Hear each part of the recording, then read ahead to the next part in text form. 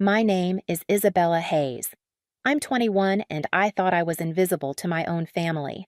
After my mom died, I spent years holding us together until my dad told me to just disappear. What they didn't know was that I had proof of something bigger. My uncle's scheme, my sister's future on the line, and a truth that would shatter our family dinner. Before I tell you how it all unfolded, let me know where you're watching from, and if you've ever been erased by your own family, hit that like and subscribe button. When I was little, my father used to call me his shadow. Wherever he went, I followed. To the grocery store, to the hardware shop, even when he mowed the lawn on Saturday mornings, I was right there tagging along, pretending I was helping. He would laugh, ruffle my hair, and say, "That's my Izzy always by my side." I used to carry those words like armor, as if they could protect me from every unkind glance at school, every lonely night after Mom's passing. But somewhere along the line, that shadow stopped being a comfort. It started feeling like a stain one he wanted to scrub out of his life. When Mom died, it was just the three of us, Dad, Maddie, and me, grasping at routines to keep us afloat. We burned through frozen dinners and tearful movie nights pretending we were normal. I clung to that sense of team. I thought we're broken, but at least we're broken together. For a while, Maddie still slipped into my bed on stormy nights. She would fall asleep, clutching my arm, whispering, "Don't leave me, Izzy." I swore I never would. Back then, she believed me. Back then, Dad looked at me with a kind of weary gratitude, like he knew I was the glue holding us together. Then Caroline arrived. She came with perfume that smelled like lilacs, bright scarves knotted effortlessly around her neck, and a laugh that felt rehearsed. At first, I tried to welcome her. I told myself Dad deserved to be happy, that maybe she'd fill a little of the hollow space Mom had left behind. But with me, there was always a thin layer of frost beneath the warmth. Caroline had a way of tilting her head, smiling sweetly while her eyes measured and filed every word I spoke. Maddie fell for her instantly. She started mimicking Caroline's style, her phrases, even the way she folded napkins at dinner. Dad, too, seemed lighter around her, as if she was oxygen and the rest of us were stale air. That's when the slow erasure began. It started with interruptions. My stories about school or work cut short because Caroline had a funny anecdote to share. My suggestions during family talks brushed aside with Izzy, "Don't be so dramatic." Maddie began rolling her eyes when I spoke, parroting Caroline's little phrases. Dad would chuckle along. I learned to fall quiet, to fold my napkins neatly, to swallow words before they could embarrass me. But silence only made me more invisible. I buried myself in my part-time job at the bookstore, where the smell of paper and coffee was gentler than home. I pulled long hours studying, convinced that good grades would prove I was worth listening to. Instead, Maddie started accusing me of acting superior. Dad nodded along. Caroline would smooth things over always with that same smile, like a teacher indulging a stubborn child. One evening, I lingered in the living room after dinner, staring at the wall of family photos. There we were, camping trips, birthdays, my middle school graduation with my crooked braces, grin. They told the story of a family that had survived something together. Caroline stepped in behind me and said almost casually, "You know, maybe it's time we update these." Too much clutter, don't you think? She didn't say erase. But that's what it felt like. Later, I overheard Maddie in her room on the phone whispering, "Izzy just thinks she's better than everyone. Dad sees it too." My chest tightened. I wanted to burst in to remind her of those stormy nights when she begged me not to leave her, but I stayed frozen outside her door. It was like watching my sister slowly drift into someone else's orbit, one I couldn't reach. Even Dad changed. When Maddie snapped at me, he shrugged it off. When Caroline sighed at my attitude, he looked at me like I was the problem. The same man who once called me his shadow now acted as if my presence cast darkness on everything he touched. So, I adapted. I shrank myself, thinking if I just stayed small enough, quiet enough, they'd let me belong again.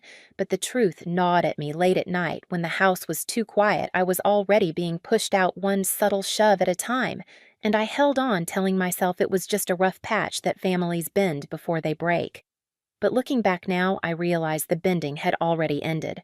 Cracks had already spiderwebbed across the surface. And I was the only one pretending not to see them. That's why when Dad's voice finally lashed out at me across the dinner table when he spat the words, "Why don't you just disappear?" It didn't feel sudden. It felt like the echo of every silence, every eye roll, every smile that wasn't meant for me. And for the first time, I listened. The unraveling of that week didn't happen in one explosion. It was a slow boil, the kind that simmers until you don't realize the pot is burning, until smoke fills the room. It began on Monday when Dad called a family meeting. The words used to mean something Mom, gathering us in the living room with cocoa mugs, making sure even Maddie's voice counted. But this time, Caroline perched on the arm of Dad's chair like she had earned a permanent seat in the circle. Maddie sprawled on the couch, arms crossed, phone glowing in her lap. The topic, Maddie's grades. Her math teacher had emailed about missing assignments. Dad cleared his throat. Caroline patted his knee encouragingly, and Maddie rolled her eyes as though the world had no right to expect effort from her. "I could help," I said carefully. "Just a couple hours after school, stop pretending you care," Maddie snapped, cutting me off. "You're just looking for another reason to boss me around." Her words landed sharper than she knew. I'd spent months offering her rides, helping her with projects, staying up to proofread essays when Dad forgot. I opened my mouth to remind her, but Dad leaned back with a weary sigh. "Maybe give your sister some space, Izzy," he said. Caroline sipped her tea, eyes down, lips twitching at the corners. That was worse than any insult, her quiet agreement. By Wednesday, the air in the house was thick with resentment. I walked into the kitchen after school to find dishes stacked in the sink, crusted with leftovers. Maddie was on the couch scrolling her phone with both thumbs. "Can you at least rinse these so I can load the dishwasher?" I asked, keeping my voice even. She clattered plates into the sink, exaggerated like each clink was an accusation. "Happy now, Mom." The word cut deep. I wasn't her mother. I wasn't trying to be. I just wanted a little order in a house that had lost all of it. But before I could reply, Dad came in tugging off his jacket. "Ease up, Izzy," he said. "She's had a hard day. It was always Maddie's hard day, never mine." Something small cracked inside me then. Nothing dramatic, just the sound of a rope fraying one fiber at a time. By Friday, Caroline suggested a reset, a family dinner downtown at an Italian place Dad liked. Fresh start, she called it, as if pasta and candlelight could erase months of contempt. I agreed, half hoping she was right. Maybe we could breathe. We sat at a round table with flickering candles and thick breadsticks wrapped in linen. For a moment, I let myself believe we might laugh again. But Maddie's phone was already in her hand screen, lighting her face like a shrine. "Maddie," I said gently, "no phones at dinner. Dad's rule, remember." She didn't look up. "I'm in the middle of something." "You can finish it later," I murmured, trying not to make a scene. That's when Dad's fork clinked against his plate. "Izzy, she's not a child. Let her be." I should have let it go. I could have swallowed the words like I'd swallowed 100 others, but the week's worth of cracks finally splintered. "You set this rule, Dad?" I said, my voice sharper than I meant. "No phones at dinner. Remember." Maddie smirked like she'd been waiting for this exact cue. Her eyes glittered in the low light as she leaned back and said almost lazily, "Why don't you just disappear?" The words floated in the air, sticky, poisonous, but not fatal. Not yet. What killed me was what came next. Dad didn't hesitate, didn't even glance at me with the faintest trace of defense. He looked straight into my eyes and said, "Yeah, maybe we would be better off without you." The restaurant hummed with background chatterforks scraping, glasses clinking. But at our table, silence detonated. Caroline's smile froze mid-expression. Maddie blinked like even she hadn't expected him to go that far. My own hands felt too heavy to move. So I didn't argue. I didn't cry. I didn't beg. I pushed back my chair. The dull scrape against tile sounded louder than any words I could have spoken. I stood, placed my napkin on the table, and walked out. No one followed. The night air hit me cold, sharper than I remembered. My boots thudded against the sidewalk as I moved each step, pounding with the realization this wasn't the start of anything. This was the ending I had been trying not to see. I didn't drive home. I drove to Naomi's. She didn't ask questions, didn't press me. She just left a blanket folded on the couch and a glass of water on the table as if she'd been preparing for this night without knowing it. I curled up coat still on staring at the muted TV until infomercials blurred into static. The next morning, sunlight spilled through Naomi's gauzy curtains, softer than home. My phone buzzed on the nightstand. 13 missed calls, 8 from Dad, 5 from Maddie. My thumb hovered over the voicemail icon, but I couldn't press it. Not yet. Because deep down, I already knew last night wasn't the breaking point. It was just the moment the fracture finally split wide open. Naomi's spare blanket still smelled faintly of lavender detergent when I woke up again. My head ached like I'd been clenching my jaw all night, and the weight of those 13 missed calls sat heavier than the blanket itself. I didn't check the voicemails. I couldn't. Some part of me already knew they weren't apologies. They'd be justifications, guilt trips, or worse, silence on the line waiting for me to fold. By mid-morning, I told Naomi I needed to stop by the house. "You want me to come with?" she asked, brows furrowed. I shook my head. No. If I walk in with backup, they'll just twist it into more drama. I need to do this alone.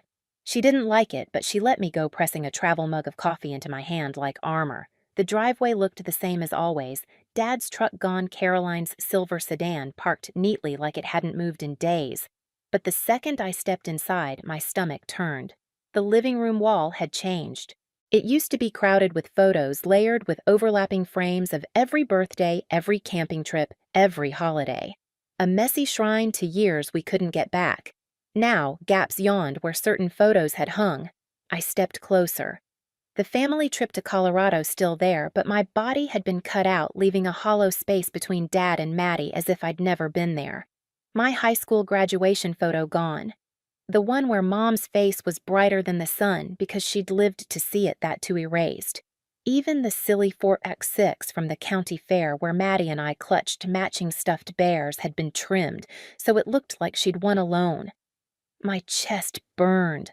I whispered to the empty room, "What the hell?"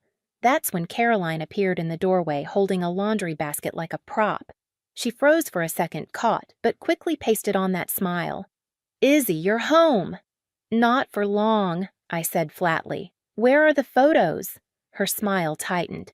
"Your father thought it might be best given how tense things have been. Best for who my voice cracked sharper than I wanted." She shifted the basket, avoiding my eyes. "We're just trying to make things easier." Before I could press further, a vibration hummed from the hallway. My old bedroom. I followed the sound and found my desk drawer half open. The jewelry box Mom gave me for my 16th birthday lay tipped over. 2 of her rings, the ones she wore every day of her life, were missing. I spun around. "Caroline, where are my things?" She barely blinked. "You'll have to ask your father." Then her phone buzzed and she ducked her head. "Excuse me, I have to take this." Her voice dropped to a whisper as she disappeared down the hall. I stood in the ruins of my old room, scanning every corner like answers might crawl out of the carpet. My phone buzzed again. A new text from Mrs. Whitaker next door. "Saw a man at your place last night after you left. Tall, dark jacket. Thought it was your uncle." Uncle, I didn't have one. At least, not one who visited. A chill ran up my spine. When I got back to Naomi's, she had 2 mugs of tea waiting and her laptop open. She didn't bother with small talk. "You're not going to like this," she said. "I ran into someone today. Said he was your uncle. Jonathan Hayes. Tall, dark jacket, salt and pepper hair. The name hit like ice water. Jonathan, my father's younger brother. The man who'd vanished from our lives when I was barely 10. I remembered the screaming matches, the slammed doors, Mom's hushed voice saying, "He's not safe, Izzy. Don't ask." "What did he want?" I asked carefully. Naomi frowned. "He said he had a business opportunity for your dad and Maddie. Asked if you still lived at home." I didn't tell him anything, but Izzy, he gives me the creeps. I pulled out my phone, fingers trembling, and typed his name. It didn't take long. Local news 5 years ago, Jonathan Hayes accused of defrauding relatives in an investment scheme. Tens of thousands gone. The case settled quietly, but the damage etched in ink. So why was he back now? I scrolled further. A social media page recently updated plastered with motivational quotes about family wealth and trusting your blood, and in the comments I froze. Maddie's profile picture liking nearly every post. "She's following him," I whispered. Naomi leaned over. "He's not just after your dad, he's targeting her." As if to confirm it, my phone buzzed again. This time from Dad. "We're having dinner with Jonathan tomorrow night. I think it's time you bury the hatchet." Bury the hatchet. The phrase made bile rise in my throat. This wasn't about forgiveness. This was about pulling me into whatever scam he was spinning. I typed back one word, maybe. Then I tossed the phone onto Naomi's couch and looked at her. "If I'm going to that dinner, I need to know exactly what he's up to before I walk through that door." Her eyes narrowed fierce in a way that always meant trouble for someone else. "Then we've got work to do." That night, Naomi's dining table transformed into our war room. Her laptop glowed in the center, surrounded by my notepad, half-drained mugs, and piles of old photo albums like evidence files. "Here's what I found," Naomi said, swiveling the laptop toward me. "A list of business registrations under Jonathan Hayes, 7 in total. All dissolved or flagged as suspicious. Auto-detailing real estate flipping luxury vacation rentals, everyone shuttered in under 2 years. Lawsuits in 3 states. 1 civil suit from a family in Ohio who accused him of draining their daughter's college fund." My stomach dropped. Maddie's college savings. Dad had kept them in a joint account. If Jonathan got her to sign anything? Naomi's voice cut in low and certain. "Izzy, if he gets his hands on her money, it's gone before she even applies to college." I pressed my palms into my eyes until I saw stars. He wasn't just erasing me from the photos. He was erasing Maddie's future. And no matter how much they wanted me to disappear, I couldn't let that happen.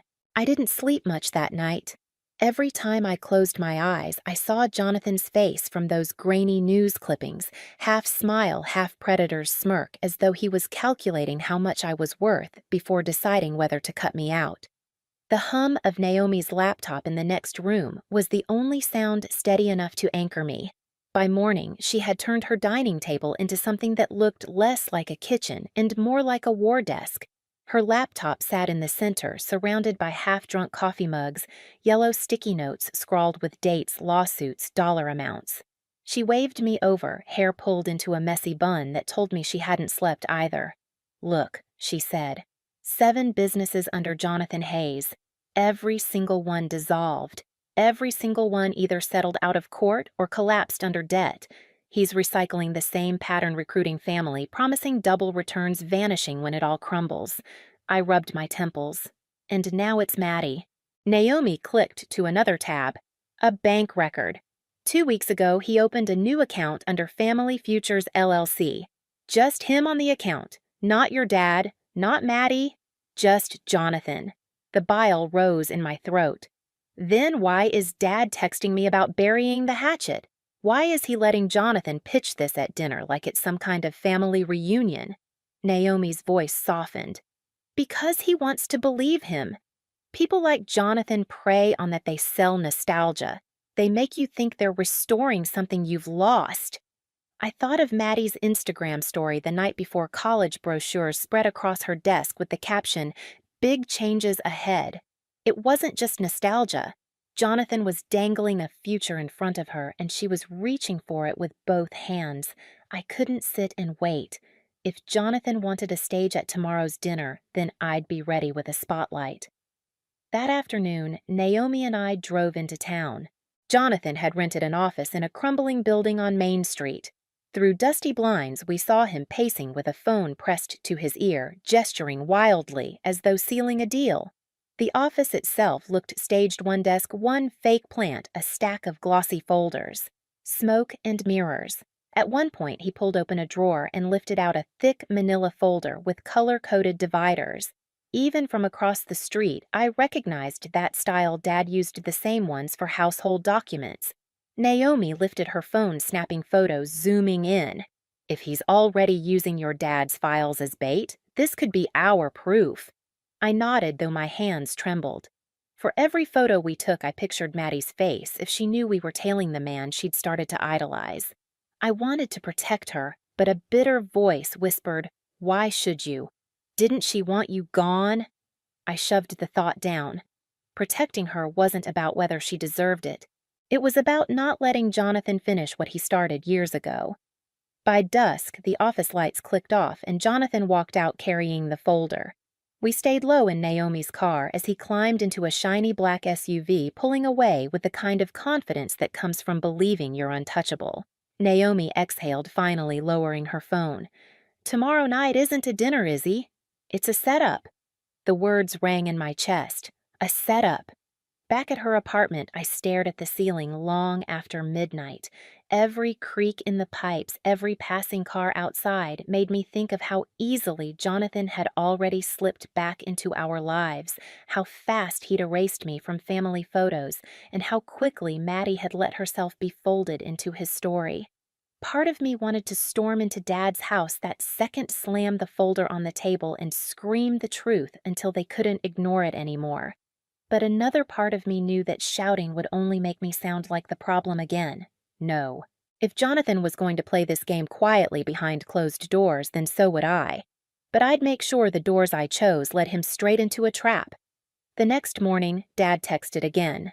"Dinner tonight? 7 p.m. Don't make this harder than it has to be." I stared at the screen, thumb hovering. He didn't say please. He didn't say we want you there. It wasn't an invitation. It was a command, and maybe once I would have obeyed. But this time I typed back, "Fine, I'll listen." Naomi looked at me when I told her. "You're really going?" "Yes," I said. "But not to make peace. To end this." She slid a small black recorder across the table. "Then, take this. If he's pitching a scam, get it on tape. Make it so clean the cops don't even have to try." I slipped it into my pocket, the weight small but heavy with possibility, as the day dragged on. A storm brewed in my chest.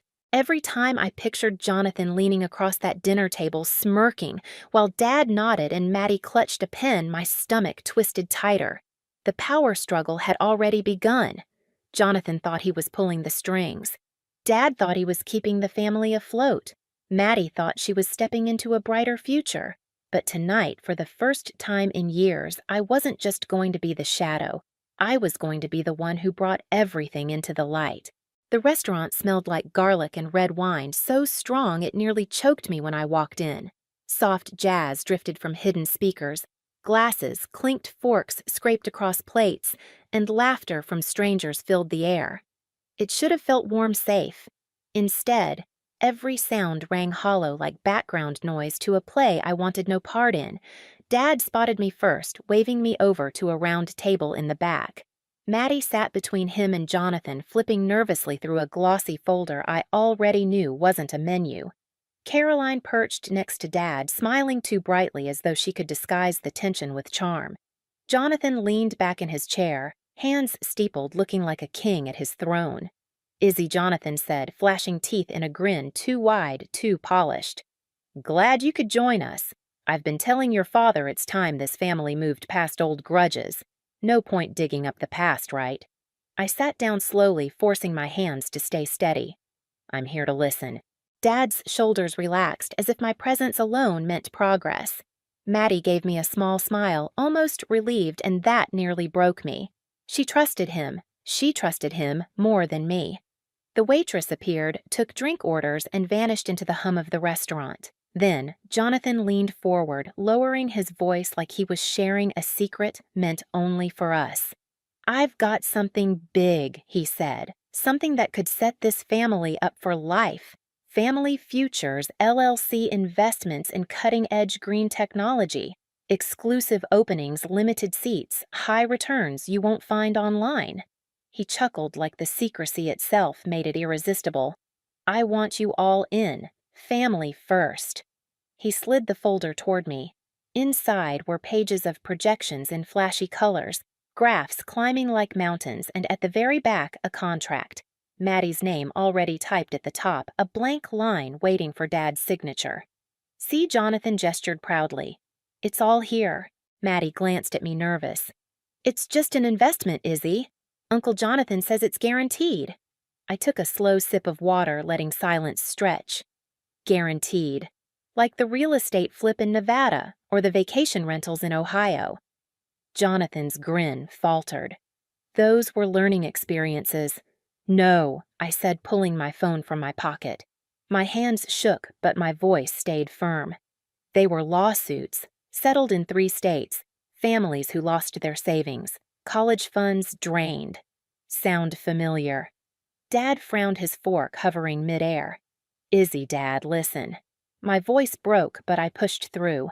He's not here to bring us together. He's here to take everything from Maddie, the same way he's taken from everyone else. Jonathan laughed brittle now, his teeth clenched. You've been snooping. Cute, but you don't understand business. Then explain this, I said, tapping the recorder in my pocket before sliding it onto the table. Why did Mrs.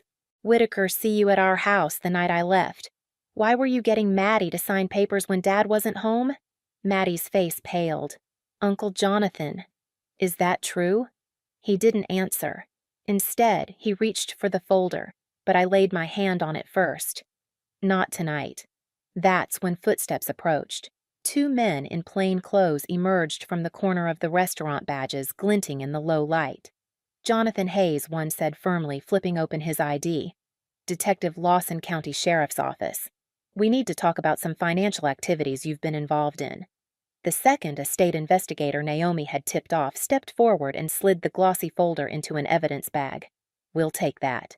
For the first time all night, Jonathan's composure cracked. He stood muttering about misunderstandings, but Lawson's hand landed on his shoulder before he could take a step. Dad's jaw dropped. Caroline's smile froze. Maddie's hands clenched tight in her lap. As they led Jonathan toward the door, he turned his head, eyes locking on Maddie. Sweetheart, don't let her turn you against me. I'm your family. Maddie's voice trembled, but it was steady enough to cut through the noise. She is too. The door closed behind him, and for a moment the whole restaurant seemed to exhale. The hum of clinking glasses returned, though softer, like the other diners weren't sure it was safe to resume. I leaned back in my chair, heart pounding so hard it echoed in my ears. I turned to Dad, my voice barely above a whisper. I told you I was here to listen. I just wasn't listening to him. Dad rubbed his temples, eyes heavy with guilt. Maddie stared at the empty doorway, tears streaking her cheeks. And me. For the first time in years, I didn't feel like the shadow cast over this family. For the first time, I felt seen.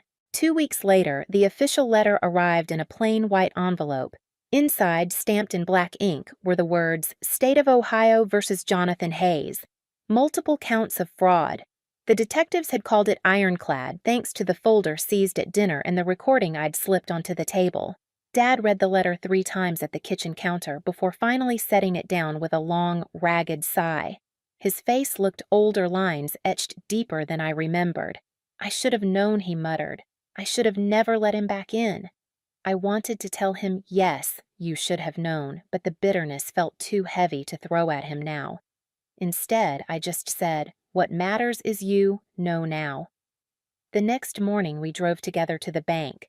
Maddie sat in the back seat staring out the window with her headphones on silent but present.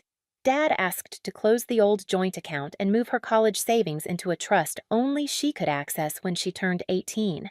He signed the papers without hesitation. This time, no folder from Jonathan guiding his pen, just a father finally doing right by his daughter. This is yours, he told Maddie, sliding the papers across the desk. No one touches it, not even me. Her smile was small but real. For the first time in months, she looked at him without resentment or blind faith. Just clarity.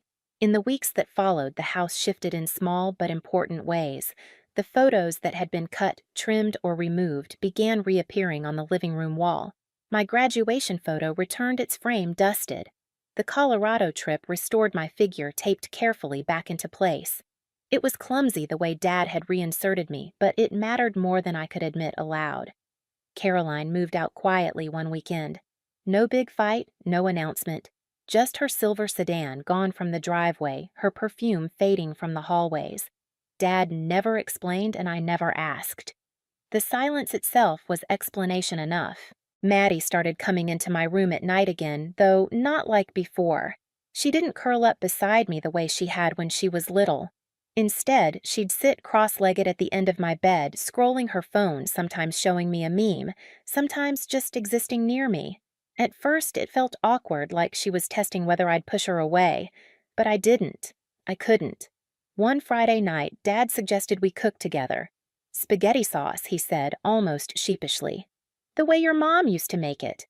We burned the garlic bread, oversalted the pasta, and laughed harder than we should have. It wasn't perfect, it wasn't meant to be.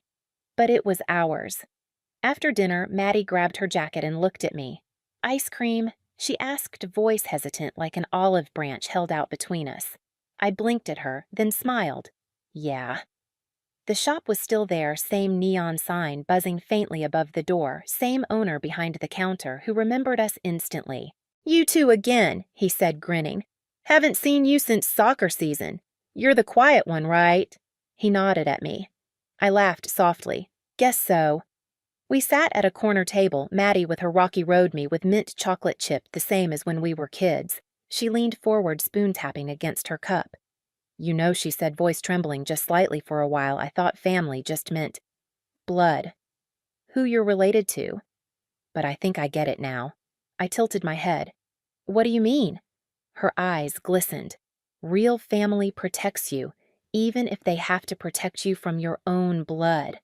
I swallowed hard, unable to speak. She clinked her spoon gently against mine in a tiny toast. Guess that makes you the real thing. The words burrowed into me warm and heavy, filling a space I hadn't realized was still hollow. Later that night, back in my room, I stared at the wall where my photos hung again. The cracks between us hadn't vanished. They probably never would. But for the first time, they didn't feel like fractures ready to shatter. They felt like seams stitched clumsily, but stitched nonetheless. Jonathan had tried to erase me from my own family, tried to make me disappear. But in the end, his schemes had done the opposite. He made my father see me again. He made Maddie remember who'd truly been there all along, and maybe, just maybe, that was the kind of justice Mom would have smiled at. Because for the first time in years, I wasn't fading. I wasn't the shadow. I was home. Have you ever felt erased by your own family, like your voice didn't matter until it was almost too late? Share your story in the comments, I'll be reading them. And if you want more stories like mine, don't forget to like this video, subscribe, and hit the bell so you never miss the next chapter.